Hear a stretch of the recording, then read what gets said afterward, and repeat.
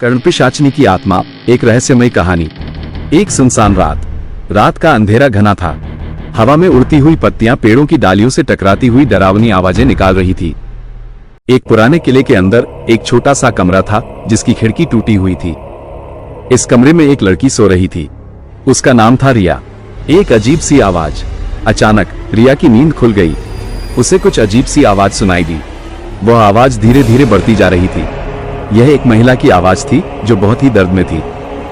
रिया डर के मारे अपनी सांस रोक रही थी। वो धीरे से उठकर खिड़की की ओर बढ़ी। एक दर्दनाक दृश्य। खिड़की से बाहर झांककर रिया दंग रह गई। किले के प्रांगण में एक महिला खड़ी थी। उसके बाल बिखरे हुए थे और उसके चेहरे पर खून के धब्बे थे। महिला लगातार रो रही थी और अपने हाथों से अपनी गर्दन को पकड़े हुए थी। रिया ने पहचान लिया कि यह महिला कौन है। ये कर्णपिशाचिनी थी जिसके बारे में किले में कई कहानियां प्रचलित थी। एक भयानक सच। कर्णपिशाचिनी की कहानी बहुत पुरानी थी। कहा जाता था कि वह एक राजकुमारी थी जिसकी शादी एक राजकुमार से हुई थी, लेकिन राजकुमार उसे धोखा देता था। जब राजकुमारी को इस बात का पता चला तो उसने आत्महत्या कर ली थी। उसके मरने के बाद उसकी आत्मा किले में भटकने लगी। रिया का साहस। रिया डरी हुई थी, लेकिन फिर भी उसने हिम्मत करके कर्णपिशाचिनी से बात करने का फैसला किया। उसने धीरे से खिड़की खोली और कहा, आप कौन हैं?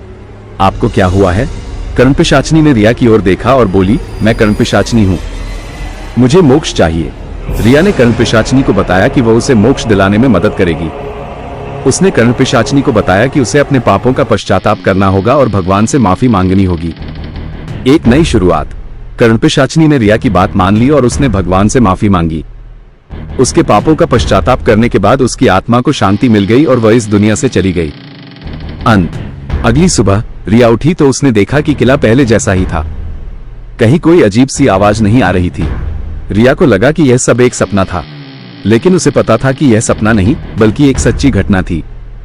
कहानी का अंत। ये कहानी हमें बताती है कि हर आत्मा को मोक्ष मिल सकता है। अगर हम किसी को दिल से माफ कर दें और भगवान से माफी मांग लें तो हम भी मोक्ष पा सकते हैं।